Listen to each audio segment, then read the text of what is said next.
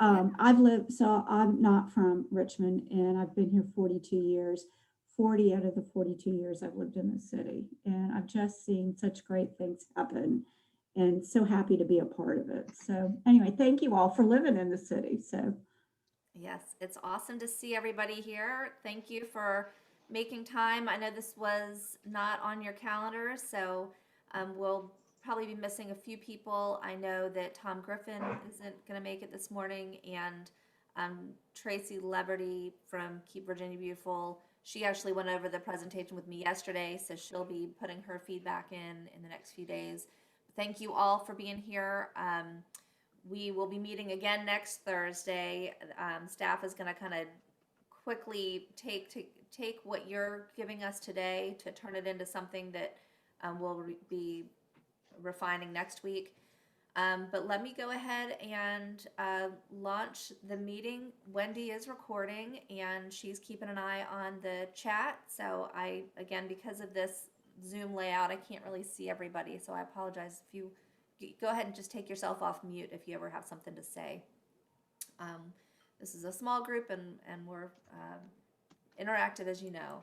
So today's agenda will be reviewing the structure briefly again, revisiting um, the waste reduction and recovery strategy inputs, and then we'll have an activity for actually drafting the strategies. We started last week when we were doing objectives, or last time when we were doing the objectives, we got a lot of strategies to start with. So now we've kind of taken those with some other inputs and we're going to ask you to develop them a little more. So the objectives today, understand these various inputs that we'll be presenting to you. There's a lot of really good information, tools, technical resources, existing plans, and others for our RVAgreen 2050 plan. And then we'll draft the equitable climate action and resilient strategies. So we're getting there. You're all familiar with the ground rules. I think we have a great group here. So again, we're really aiming for consensus. Everyone's bringing a different lived experience, a different perspective. There's no one solution to any of these challenges. So we're certainly respectful of everything that everyone has to say. You're familiar with the draft structure. Specifically, the goals have been outlined. The climate action goals, again, achieve a 45% reduction in greenhouse gas emissions by 2030 from the 2008 baseline and achieve net zero by 2050. And then on the resilient side, our whole purpose, prepare for, adapt, and improve the city of Richmond's resilience to the local impacts of climate change.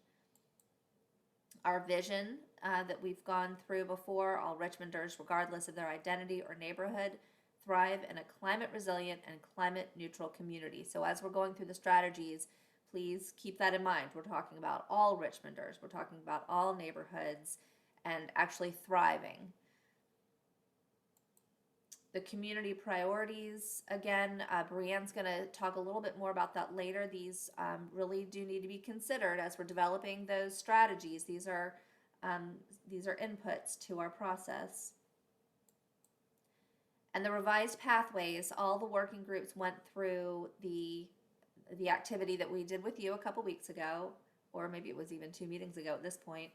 But waste reduction and recovery is what you decided our pathway should be called. And then this kind of statement that goes along with it is fostering sustainable methods of waste reduction, wasting less, reusing more, toward a zero waste community. So these were the revised objectives. Last time we had some draft objectives, and based on all of your feedback, trying to reorganize it, we spent a lot of time looking at, is there a better way to kind of break this up? And really the cleanest, simplest way was just to, objective 1, model zero waste through municipal operations, but then just break up the other 3 into reduce commercial waste, reduce residential waste, and reduce industrial waste. So as you're going through the strategies under each of those objectives, hopefully it'll kind of make a little more sense about why we thought that was the best direction to move forward. And please jump in. I'm trying to move quickly since this is an extra meeting, but I do want to take the time to address any questions or points if anyone wants to comment on anything that I'm saying. Okay, so as a reminder, RVAgreen 2050 is at the nexus of equity, climate action, and climate resilience. So there are several inputs or tools or technical resources, existing plans for each of those elements. And many of them we've already worked on or reviewed together. And so we'll be diving a little deeper into each of those today to help us get towards those draft strategies.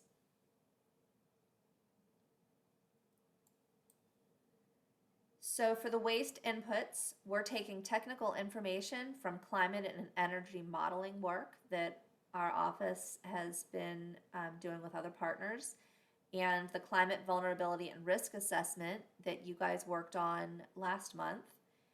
The policy inputs are the RVAgreen 2050 community priorities, the Green Link policy toolkit, that is those are some best practices. I'll review those a little later. The best practices from the Green Link is the consulting firm that's doing the modeling with us. And then examples from other cities, some of the peer best practices that we've run across. And there was a laundry list. I don't know if any of you ever opened it, but there are just so many ideas out there that we can kind of glean from and build on and incorporate into our strategies if you see any that you think would be best practices for Richmond. So today's activity, we're taking a starting point for the strategies between two of the inputs. The Richmond 300 Master Plan. It's already chock full of great strategies that we want to incorporate and build on. And then your ideas for last time. So last time we went over objectives, but we got a ton of strategies at the same time because we all want to solve the problems and get it done. So lots of great information was put on all of the breakout slides. Staff has taken all of that and put it back into a new activity for today. So your task today is going to be, as we start drafting these strategies, you're going to go through that checklist. Does it reduce greenhouse gas emissions or increase resilience to climate change? Be great if it's both. Is it equitable? And we'll dive deeper into the equity tool at the next meeting. So, did I jump too far? Nope. All right. So the first technical input for our waste reduction and recovery piece of this puzzle is the current greenhouse gas emissions, our climate and energy modeling. So as you can see from this chart, this is where our current carbon footprint is coming from, our greenhouse gas emissions. The majority of it is from gasoline, transportation. Then you have the commercial electricity, natural gas use, residential electricity, industrial efficiency, diesel, waste, and other transportation emissions. So what's interesting about this is while it looks like transportation is the biggest, these are actually buildings and energy combined. So that is obviously the biggest source of our emissions. Waste, we've talked about this before, while it's a small part of our emissions, it's really important because it does touch everyone. And I think each of you, I don't need to explain that, each of you is part of this working group because you get that, how important this is as a pivot point for everyone to start getting on board with our strategies. So the next slide is these are the wedges of actions that are going to get us towards net zero. So if we did nothing, and business as usual, we would, well, I'll show you that slide in a minute. But if we did everything we could possibly do to reduce our greenhouse gas emissions, ambitious actions, these are the wedges that'll get us as close to net zero as we can, given the current technologies, legislation, and what's under the Richmond sphere of control. So hopefully, as time goes on, we'll be reviewing this every 5 years. it'll be easier to get down to 0. But as of right now, these are the wedges that'll get us there. So residential energy efficiency and solar, commercial energy efficiency and solar. The green is industrial energy efficiency. The blue is the avoided gasoline consumption. And then the green natural gas reduction. And then this orange is waste management. So this process gives us the ability to see it's tough work for decades to come in order to get this level of commitment by the city, but it also shows how far we can get through actions and partnerships. So this is the landfill waste. Source reduction is the same as waste minimization, basically. So you'll see the business as usual. If we just keep doing what we're doing, this is what it's going to look like in terms of future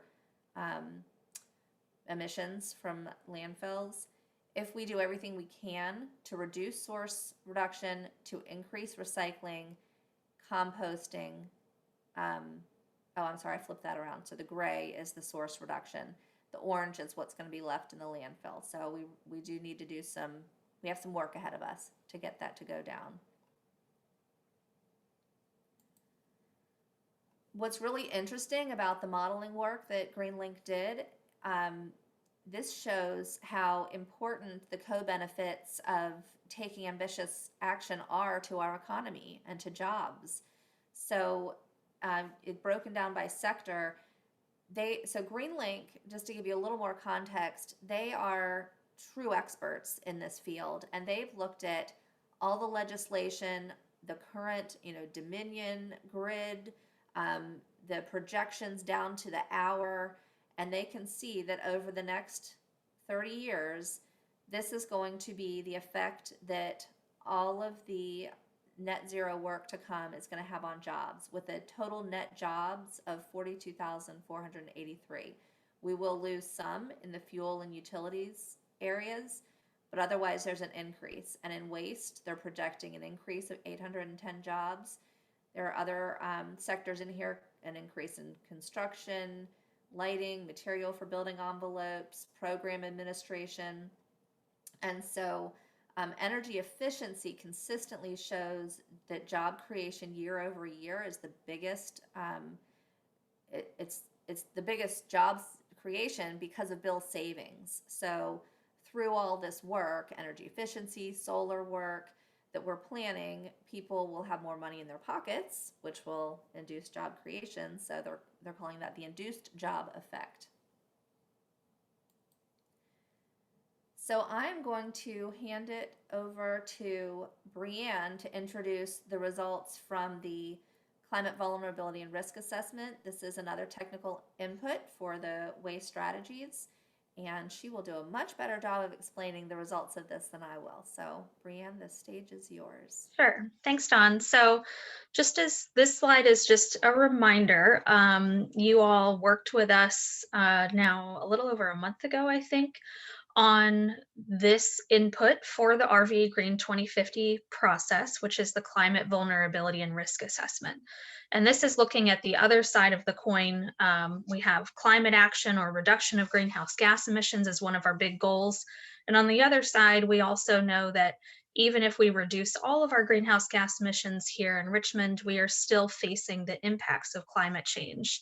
And what we're worried about in particular, as you'll recall, are increasing extreme temperatures, more heat waves and things like that, as well as impacts related to increased precipitation and flooding. And so what we did with you all a few weeks ago was walked through a set of assets and systems related to waste and asked for your input and feedback on the sensitivity of these assets to those types of threats, as well as the potential consequences if one of those assets or systems were to face, some sort of catastrophic weather event or something like that, what the impacts would be on the community in several different areas.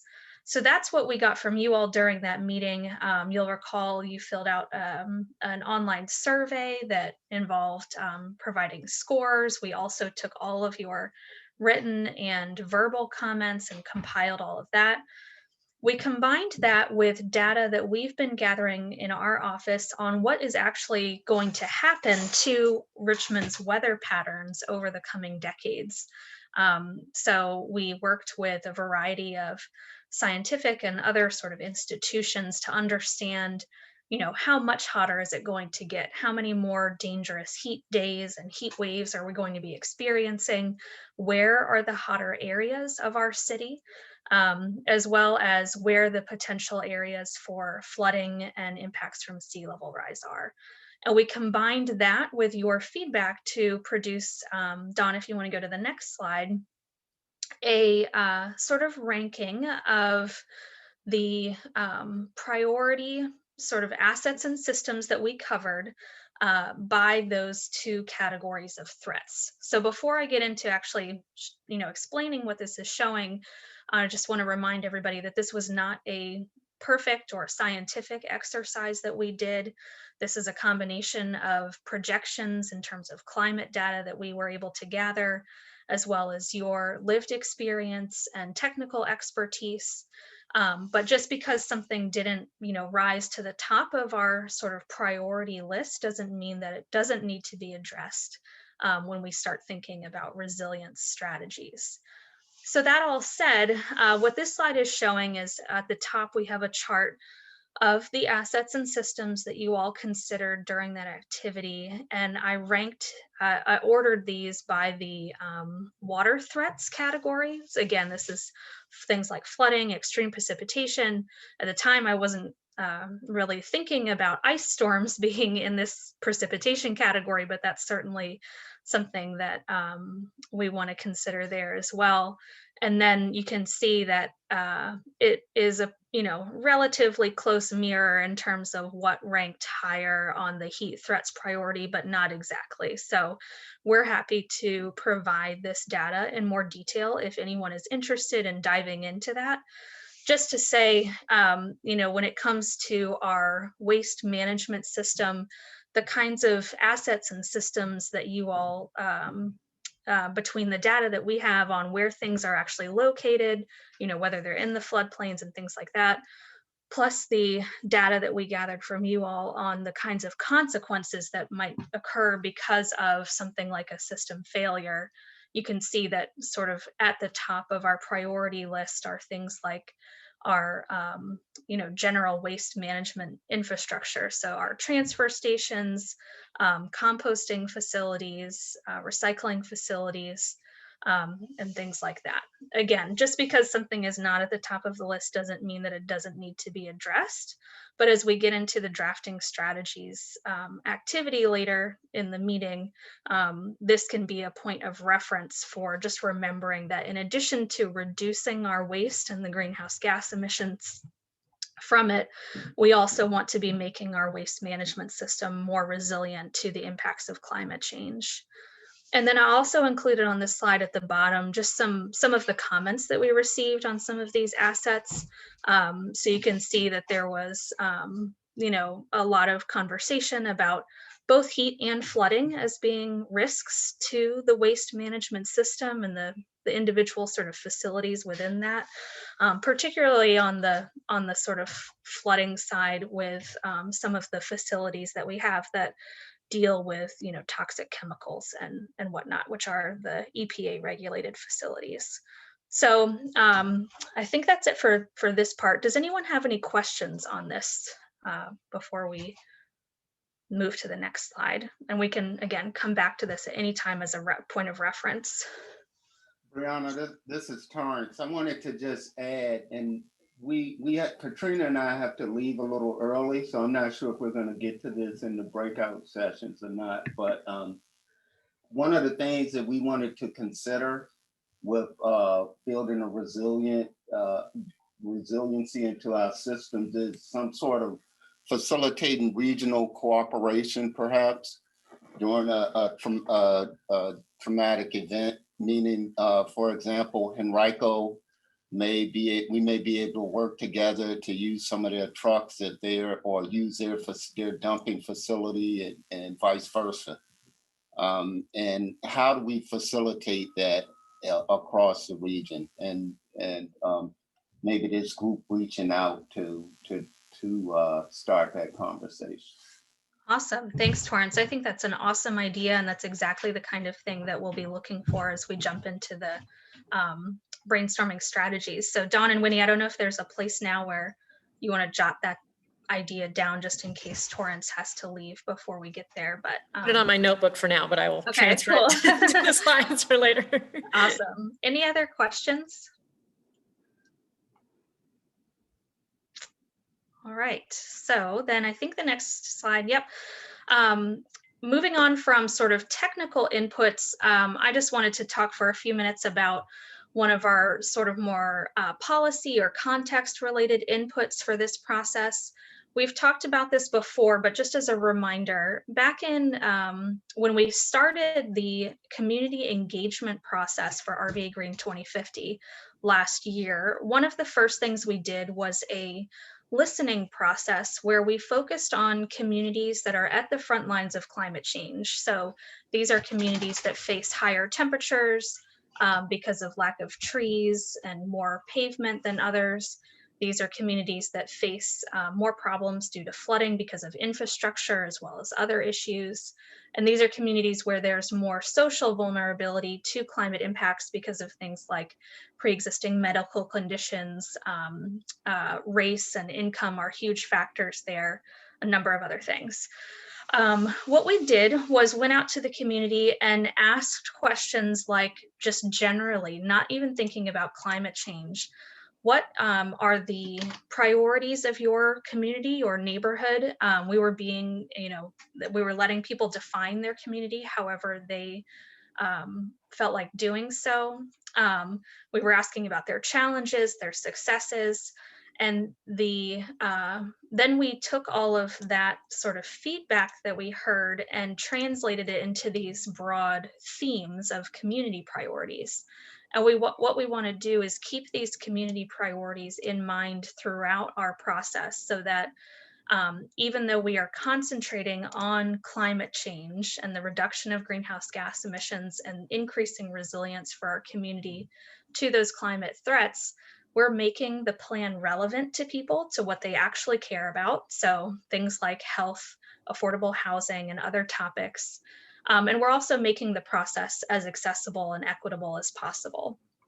So I put a link in the chat if you'd like to check out more information about the community priorities, how we arrived at them, some data and maps related to each of these. We will be jumping into this in more detail at the next meeting with you all as we start to refine strategies in the next phase and apply the equity screening tool that we worked with you all on maybe a couple months ago now.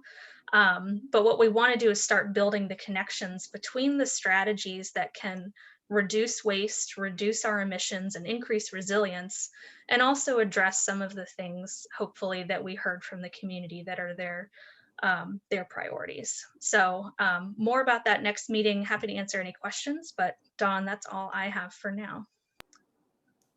Thanks, Brianne. That was super helpful. Does anyone have any questions for her? All right, so I'm going to move on to some of the other inputs.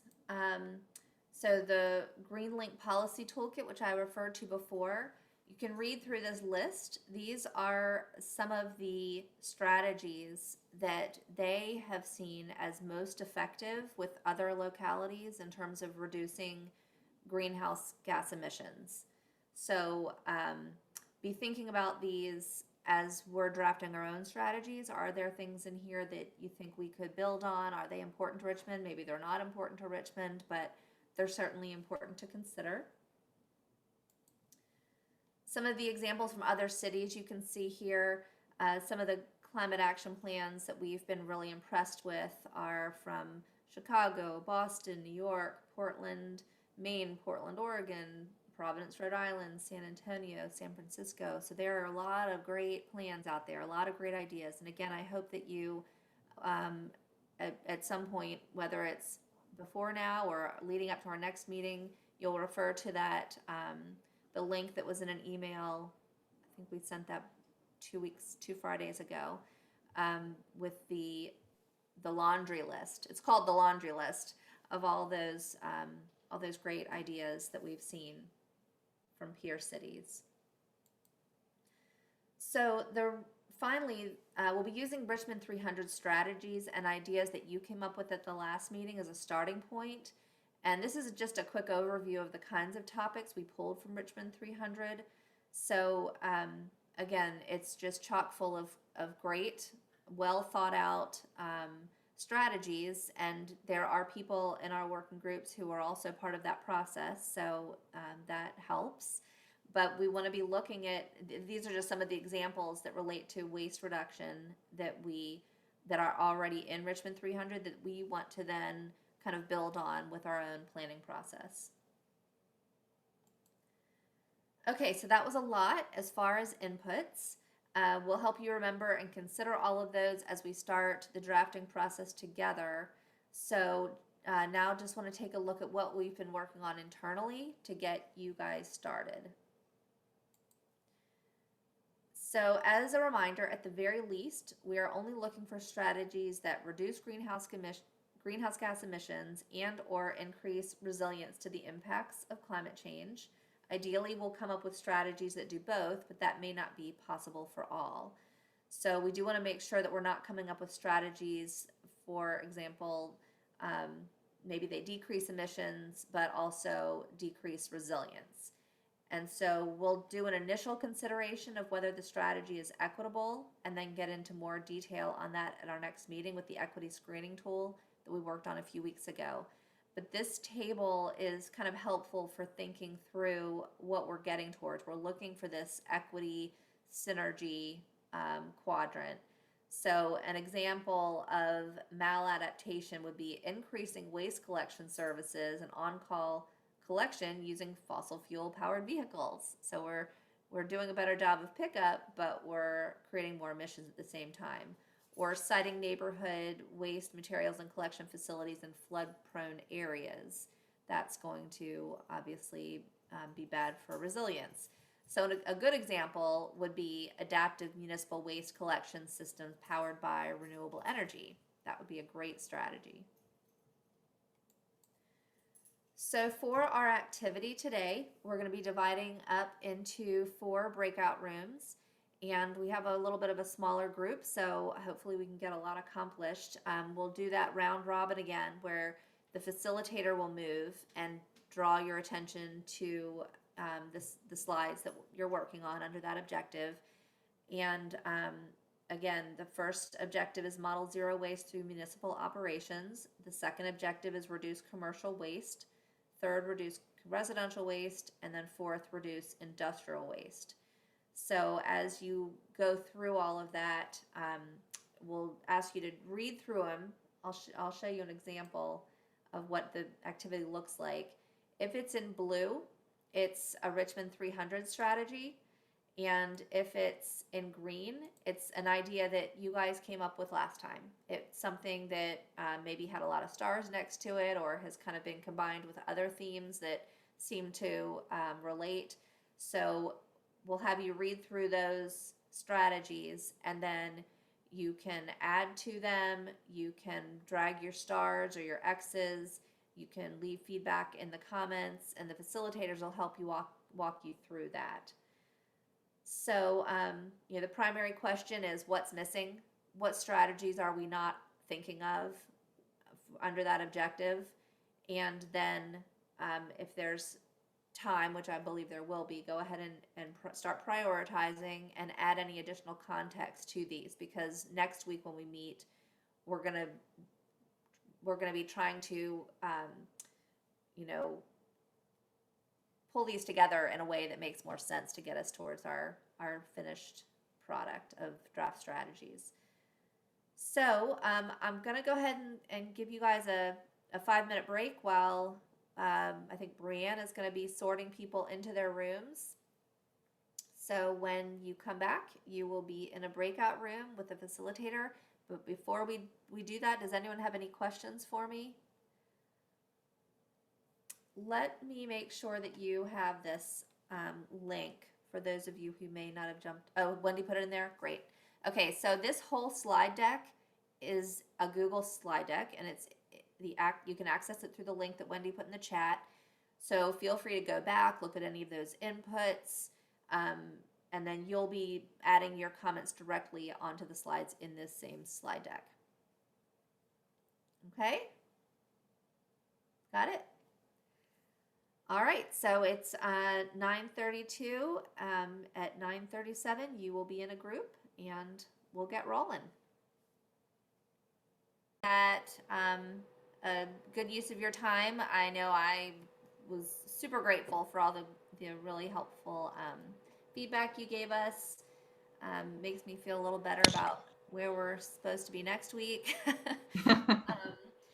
So please feel free to go back in there and make any additional comments between now and Monday, and then we'll be pulling it all together for our next meeting on Thursday. So in terms of wrap up and next steps, continue adding idea to the slides till close of business March 1st. Our next meeting is next Thursday from 9 to 11, same time, same place. And I think Wendy is putting the link to the survey in the chat. If you have any feedback on this meeting or ideas on how we could be more effective, we're constantly, 24/7, honestly, trying to think about how we can do this more efficiently, more effectively, take advantage of your very, very valuable time as productively as possible. So in terms of updates, I do have two. One of them, and I'm going to take my share off so I can see you all. All right. So the first one is that Kim Hines from CVWMA has volunteered. Very grateful. I kind of asked her strongly if she would give us a recycling presentation. And the whole recycling scene, it just changes constantly, not even month to month. It's just constantly evolving. And she has a wealth of information about our specific scene. So on Friday the 12th, it's kind of between meetings. So we're meeting next Thursday in this forum, and then we have, I think, 3 weeks off before you meet with us again.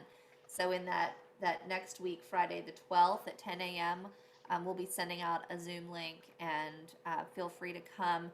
And just want to kind of throw it out there, she can present kind of some general information about what our recycling scene looks like in Richmond, but do you have any specific questions that you'd like her to prepare for or think about in advance?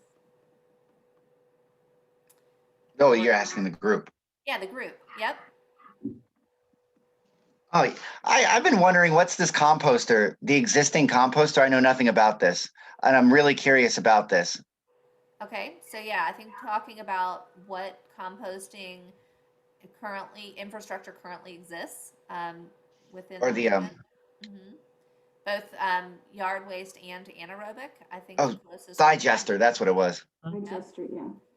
Yeah, so that whole composting picture is definitely confusing because there are a couple different ways it's done. Anything else? Oh, excuse me. We in one of our group sessions, we talked about what can we do with our landfills. We know that there is Mount Trashmore out in Virginia Beach. That's where I grew up, and it's at least 50 years old. Are there other ideas that we can utilize to do something with an actual trash heap to retrofit it into something else? So a reuse of a trash heap, or of a area where we could really recycle it and make it. Yeah, that's a good usable. point. And Kim, you would probably know better than anyone else, where are the landfills in our region? I don't actually really know. And I think it changes sometimes when new contracts start, where our waste is going. So that would be really helpful to know where our waste goes. And if there are any landfills that have been closed and capped. Yep. I can. That came up like DPW on one of these previous calls talked about a couple of closed ones, I think, in the eastern part of the city. And I know in other places they're being used for solar installation. Yeah, right. I mean, you have to check on, there's some question about the stability, but that's a potential. Oh, that's a great idea. Yeah, I don't know if I'd have to do a little research on that. I don't know where all the closed landfills are in Richmond. Yeah, and maybe just specifically where our waste is going, and if there are any that are close to closure or something. would be Okay. Interesting. Out towards Goochland, I think there's one big private one. Was it? It's not Sandston. Rockville. Yeah. And I solar combined with rewilding and native plant harvesting, not harvesting, but putting nature back on top rather than making it a grassy park, a grassy knoll.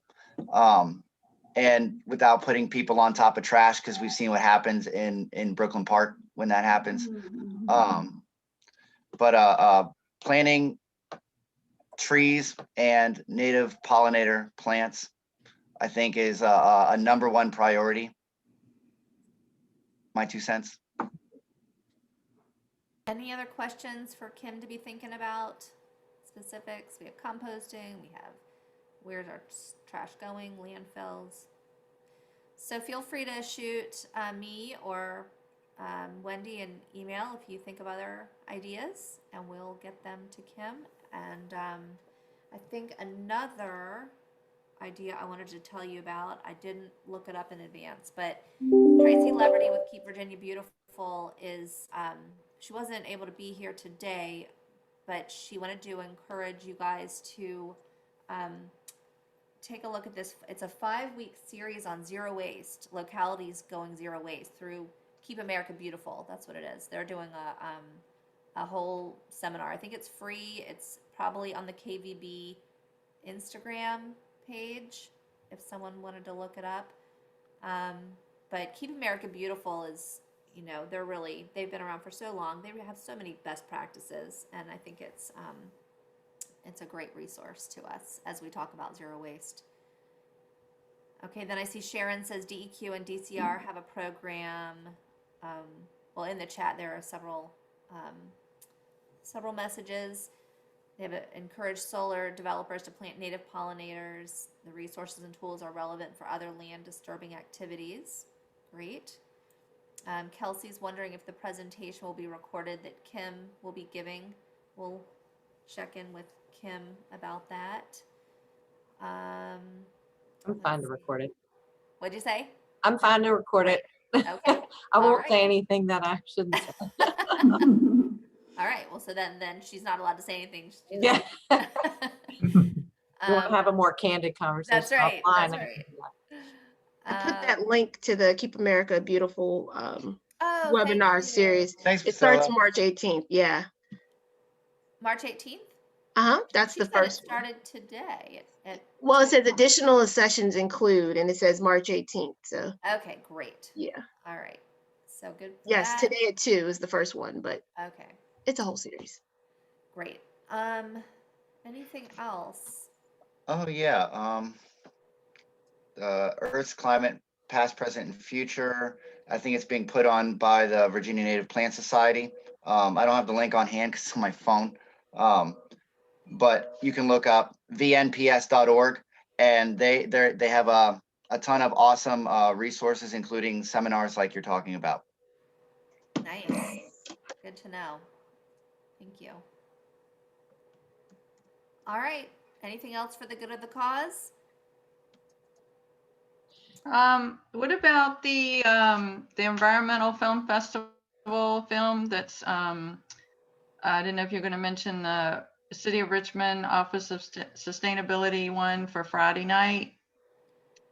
It's revisioning recovery films uncovering the roots of disaster. And I know it encompasses one that has to do with like urban heat island issues, heat wave in Chicago that was devastating to communities of color. So I think it would be really good. And you can just go to RVAgreen.org to see the link. Great. Thank you so much. Oh, thank you. Yeah, Brianne put it in the chat for us. Thanks. Yeah. Excellent. All right. todo. Anything else? What was that, Jason? Es todo. That's it. That's all. Okay. Well, I'm going to give you your 10 minutes back. Have a great day, and I'll see you in a week. Thank you all. All right, thanks, everyone. Bye, Bye. everybody. Bye.